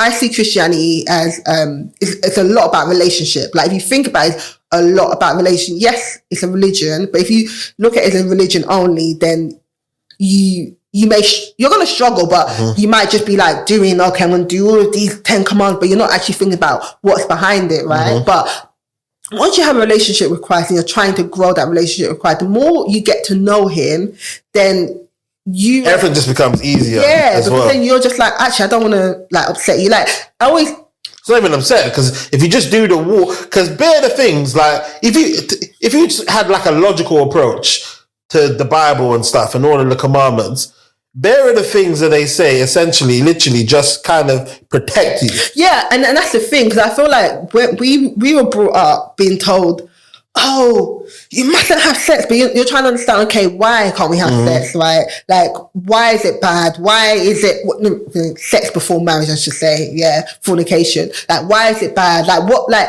and I think a lot of us have not understood. We've just been told that certain things are bad and da-da-da-da. As you grow older, you're like, actually, I understand why. Like, even your parents, a lot of things your parents told you not to do, like I was saying before, like with my dad, like he was strict, but now looking hindsight, I'm like, do you know what? thank you for actually instilling those things into me, because I wouldn't be the person I am today. I wouldn't have been so aware of the world, right? Because that you instilled, I thought you were being strict, but you might have just said, don't do this. But now I get it, because I've now been able to navigate life in a different way and be a bit more wise with certain things, rather than just like going out doing a madness. So I think it's the same with like your walk with Christ, or trying to know Christ. Once you get to know him and know his character, understand him, then you can just bring it to him. Like, I don't know how to deal with this. Help me, whatever. And also you will start to understand what it means to serve as well. Like serve others, help others, and just build up the body of Christ. And I think sometimes, as humans, we're innately selfish. Like we think about ourselves first, right? But when you start realizing that it's not just about you, and it's about serving others, and you get fulfillment in that, then everything just changes. Everything just, personally, I feel like you just become the better version of yourself. You're operating in the way that God has called you to operate, because we've been called to operate to serve others. We're on this earth for a purpose, but that purpose is not necessarily for us. Our purpose is it could be to like pour into other people. And if we were all living in purpose, then the ecosystem works. You get what I mean? Like if I'm doing what I'm supposed to do, and then you're doing, I know I'm definitely a blessing into other people's lives. Here we go. 1,000,000, 100%. Here we go. Yeah, 100%.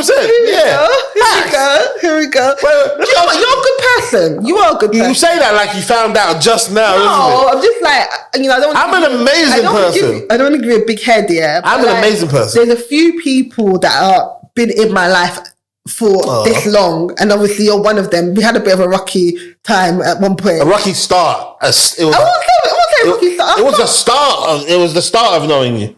No, it wasn't. Our start was good. No, but I'm saying in terms of nothing past 25, we've been smooth sailing since 25 plus. Oh, age 25. Yeah. Is it? I can't. 100%. Yeah. I can't remember. I know because I haven't missed a birthday as well, isn't it? I haven't missed a happy birthday as well. Yeah. You've 100%, man. You've done well. But yeah, no,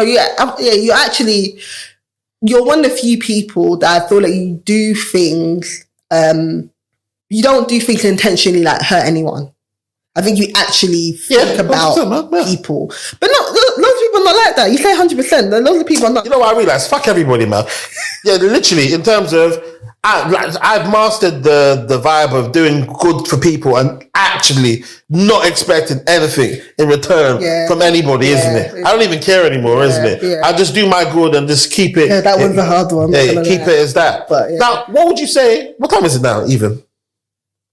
Oh my gosh, it's nearly 6 o'clock. All right, what time is it? What time? Actually, like 5 to 6? Or? Yeah, like 7 to 6. Oh, right, okay, cool. Anyway, yeah, we'll wrap up soon, isn't it? Yeah, but what do you reckon is one of like something that you consider the biggest trauma that you've been through?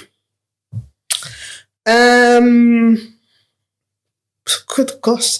So I think that collectively, so I lost my dad. It's been like 7 years now. 7? Wow. I know, exactly. Yeah. Well, how long has your sister been married?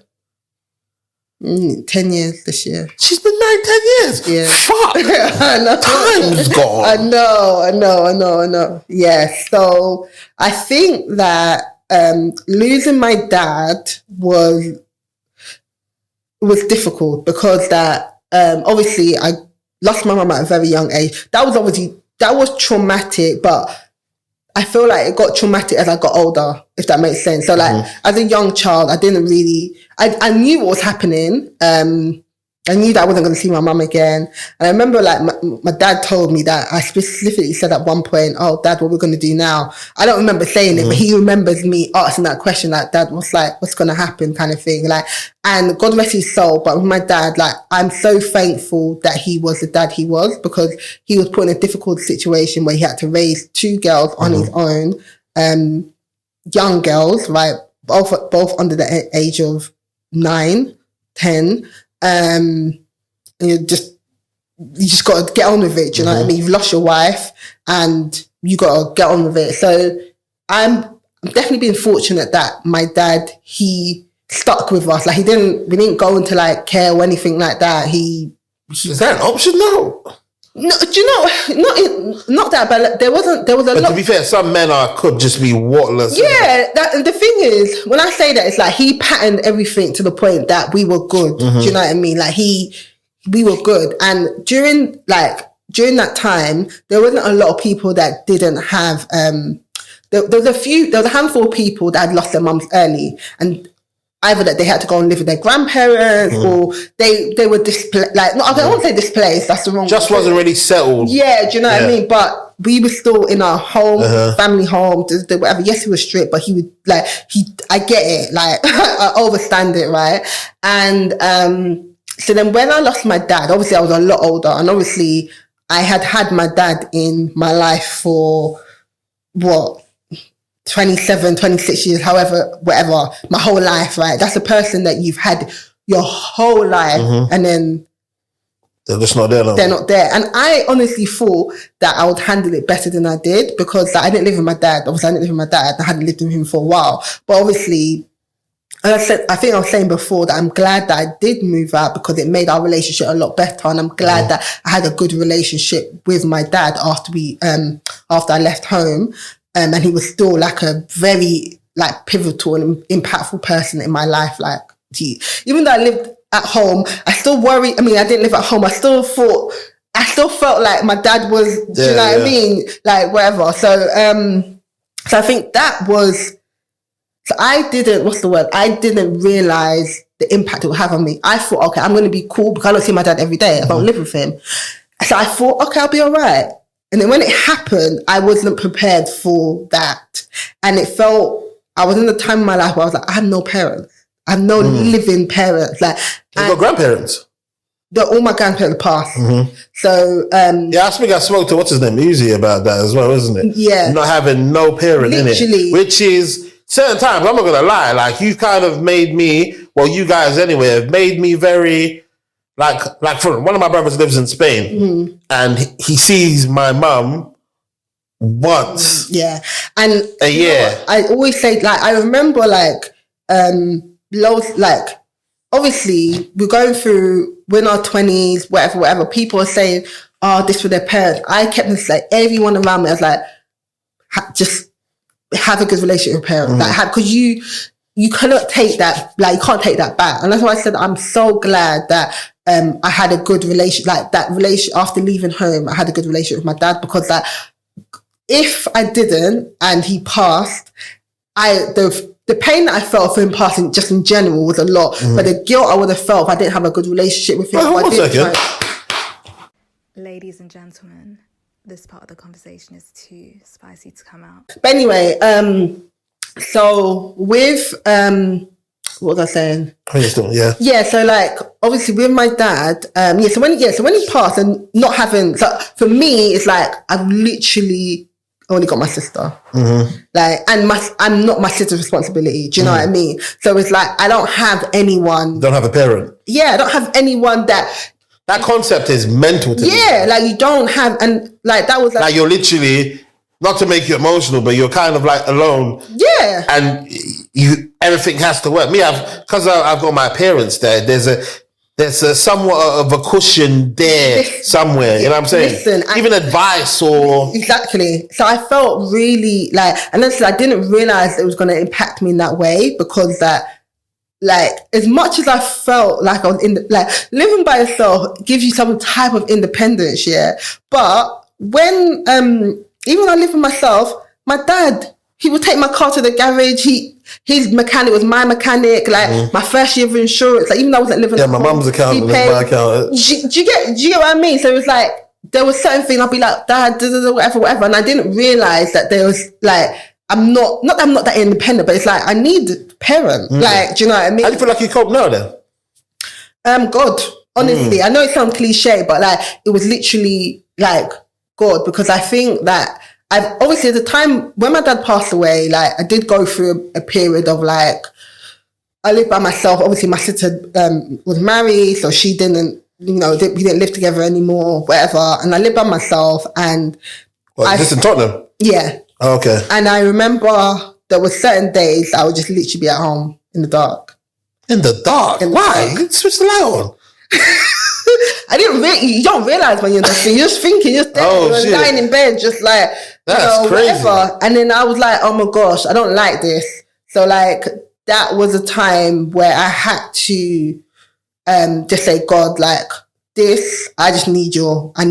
Like, I don't know how to navigate this space. Like, I didn't know how to navigate it. And I was very bad at telling people my emotions. Like, so even my sister, she, like, okay, so I was really good at doing life, and people just always thought Stella's cool. Like, for everything. People were like, Stella's just cool. So I was used to not getting help. I was used to just not doing that. And I remember one day, my sister just turned up at my house with her bags. Because she was like, if I'm feeling like this, with my husband, I know that you, whatever. And it was just like, she, whatever. And then my abundant, what's her thing? Abundant? Abundant queen, why are you like this? So it's like, okay, cool. And then my friends showed up for me. Which ones? So obviously Tina, Ida, they're my rocks. Yinka, her sisters, they were amazing. Like, all of these guys were big parts of my life. One of my friends from school, Raisa, like, I named these specific people because like they done things like, so I remember my friend Raisa, she came to my house. She was coming to see me, and she like, have you eaten? And I was like, oh no, I'm not all right. I'm not whatever. She came to my house, she cooked for me because I hadn't eaten.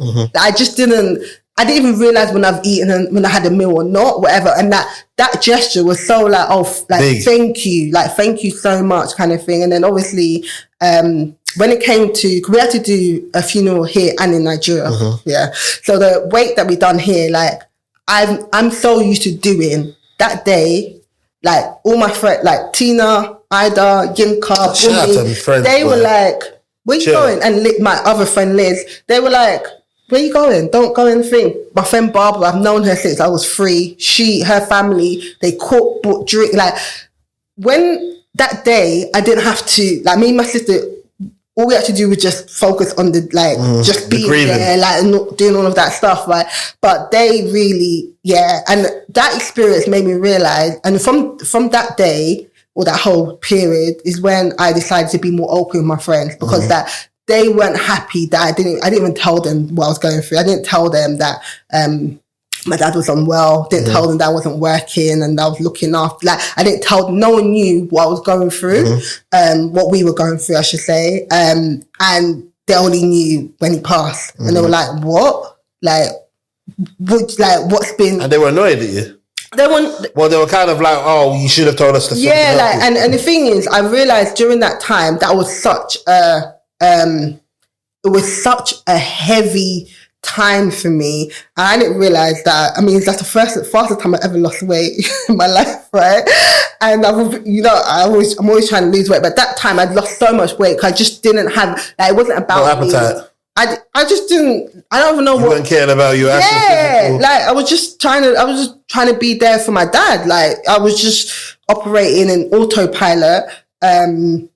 So I was just doing. I didn't even realize. I didn't know the time. I didn't know whatever. Like, I was just living whatever life looked at that time. But I think in terms of so I feel like that whole period, that was one thing. Going back home, that was another thing. Yeah, going back to Nigeria to bury him.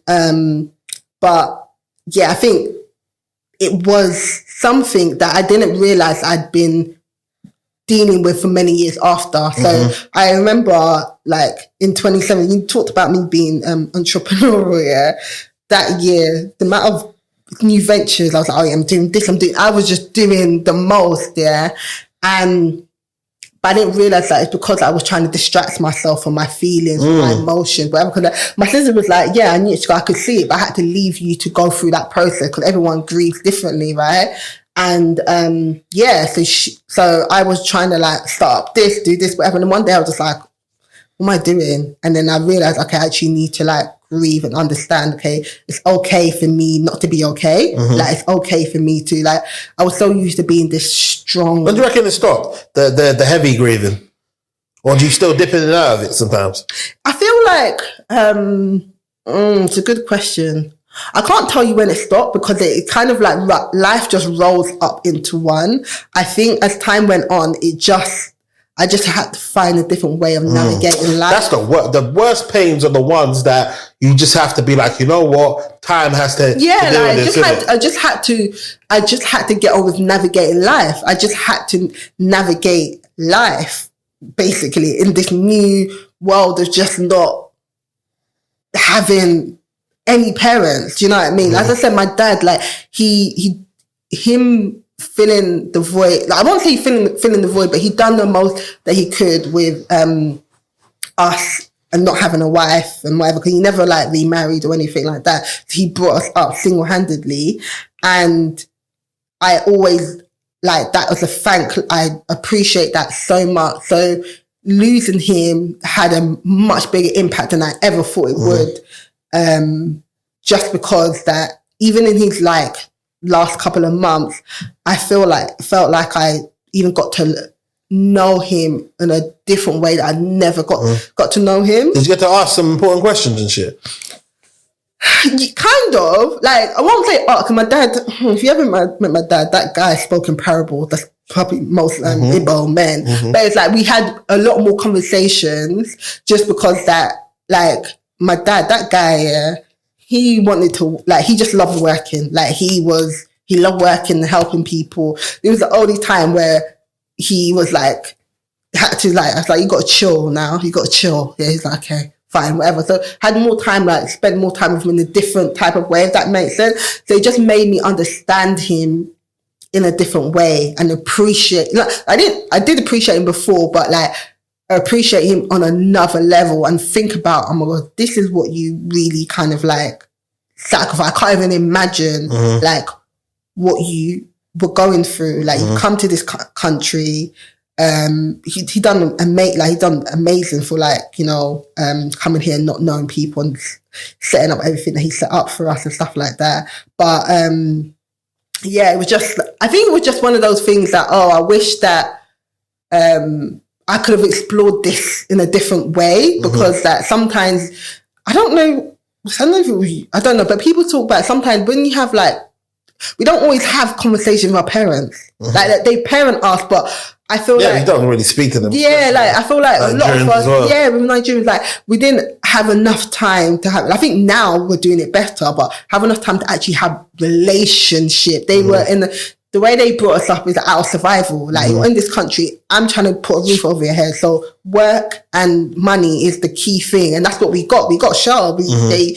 We got stability. Don't really know their personalities. Yeah, like, the thing with my dad, he talked a lot. So that was good. That's where I get my talking from. He talked a lot. He liked to have, like, he was funny. Like, my friends loved it, like, having a conversation. Yinka loved talking to my dad. I remember that, yeah. She loved, like, just chatting to him, whatever. So, yeah. So I think that is something that I still struggle with, because I'm just like, I think about, okay, when I get married, like, I think one time someone like, who's going to give you away? I was like, oh. Fucking hell, man. Innit? Deep, innit?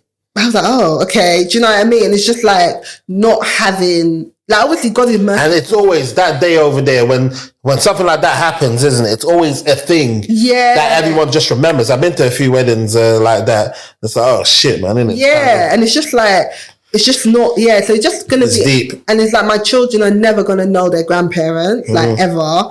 And, on my side anyway. And yeah, so it is something that, as I said, I'm kind of living through it. I can't say that, I'm totally whatever, but I'm definitely in a healthier place in my journey. Ladies and gentlemen, this part of the conversation is too spicy to come out. I mean, he didn't leave no liabilities. He had money, but we spent a lot of money on his funeral and stuff like that, and everything else. We just kept it. You have to gift people in Nigeria as well. These leeches, isn't it? I'm not those people. I'm not running back to that village anytime soon. Let's just say that. I'm not running back to that village anytime soon. Because my dad was a chief, and he had multiple titles, as they call it. So there's a lot of things that we had to do. What, that you had to come out of pocket and pay for? Of course. Who else? I don't know. If he's a chief, surely there's some vice chief there. No, the traditional's really traditioning, boy. So I always say, I know it's a bit morbid, but I always say to people, like, you need to have a conversation with parents about what they want. Yeah, if they want to be buried here, if they want to be buried back home, because the cost of taking them back home, all that repatriation cost, everything, the traditions, especially us that are here, we might, not even that we don't know the tradition, you haven't had to do a funeral before. So how are you meant to know, right? Even you do. Who's trying to shit and who isn't? Yeah, exactly. So like the way we had to navigate, I had to speak to all my different like aunties and uncles here to say, okay. Oh, did your dad have brothers and sisters? No, like my aunties and uncles. I feel like my family, I'll probably, because my mum's sisters are here. So it might help. Yeah, that's good. You're like from my dad's side, all these siblings are back home, right? So here, like my godparents and that, like all the people that I grew up with, that all from like the Igbo community, like I would have to go to them. We have to go to them and like sense check these certain things. It's true. Right. It's true. I have to sense check these certain things because like they know that you're from the UK. They're gonna say all of this. Yeah, they're gonna use this opportunity to get out. Yeah, man. But I always say to people, like, I know it's morbid, but have conversation with your parents in general about where they want to, if they want to be buried here or back home. If they got life insurance, because that is a big thing. Did your dad have life insurance? Thank God he did. Like my dad. So what did that cover? Just the covered his funeral. What, his Nigerian funeral? Oh, the UK one. Both, because they pay you out. They pay you money, right? So so that's why I thought you have to kind of show them receipts and shit. No. So like, it depends. There's different plans. There's different types of life. Like, I'm not an expert, yeah. So there's different types of life insurance, but like, I know you had one that had included funeral cover. So they ask you for receipts. So we use that for the UK one, but there's other one where they pay you out. I know some people, they go through it, bro. And said the liabilities. The whole process would have been 10,000 times worse if my dad didn't have things in place. Like, I thank God, honestly. Not even just things in place. If he was in reverse. I know, because I remember like... you can have things in place, but still not have shit. But you're right. Like, it's true. Like, that took off. So, like, one thing we didn't have to worry about, thank God, was finances. Like, I remember one day, like, I was leaving his house here. This is obviously when he was... when he wasn't well or whatever. And then I was like, oh, see you later, Dad, or whatever. And he called me back. He's like, Stella. I was like, what? He's like, I want to tell you one thing. I was like, what? He goes, no matter what anyone says to you, yeah, I haven't left you guys any liabilities. I was like, Dad, why are you coming to tell me this? But it was such an important statement because in my head I was like, oh, I don't think, because them time I wasn't even thinking about that. I just want you to be all right. I wasn't thinking about any whatever. When he said, I was like, do you know what? That was such an important statement because it meant that things just, we could do things, because that I can't even think about having to do all of those things and then having to set up a GoFundMe. You have to rely on, like, it just, like, in our community anyway, like, when we've done a few, people give you money. Like, it's part of our culture to give money. But even still, it's a lot. Like, I remember when I thought about my own life, I was like, when I die, if I die, I'm saying, God forbid I was to die earlier than everybody. I made sure that at least my death won't become a burden for my family, innit? Yeah. And I think, like, obviously I don't know, like, so when I went through that process, I remember I used to do a lot of like finance events. I remember I'd done a specific event where we talked about this, like inheritance tax, life insurance. I got different people to talk about it because that I think grieving is hard alone, innit? Yeah. But then having to deal with all of these things on top is not nice. So I always say to people, have a conversation with parents. Like, typical Africans, they're going to say to you, oh, are you waiting for me to die? Like, no, I'm not, but I just want to know. Like, you need to know what's going on because that thing is stressful. I've heard people losing homes because of things like that. Like, you just don't, Yeah. Anyway, lovely for having you on. I wish it could be a bit more upbeat, but it is what it is, man, innit? But you were going to ask about trauma. I'm sorry, man, innit? I'm sorry, but we need to touch out. Obviously, we're going to this, what's it called? How long do you normally have this for? No one really uses it after me, innit? So that's why I'm calm. Not a serious question. I feel like I talk around in circles. There's so much conversation we didn't even finish. No, it's calm, man. Beautiful start. tell you what's changed right now. In a different field, different lane right now. Now I'm in the murk, switching lanes right now. Passive income getting paid right now. Used to roll around with sinners, bulldozers and killers. Now we focused on figures, 3-course meals for dinners, 5-star suites and villas. Now the swag hit different, cause the bag is different. This can't come out. The tab is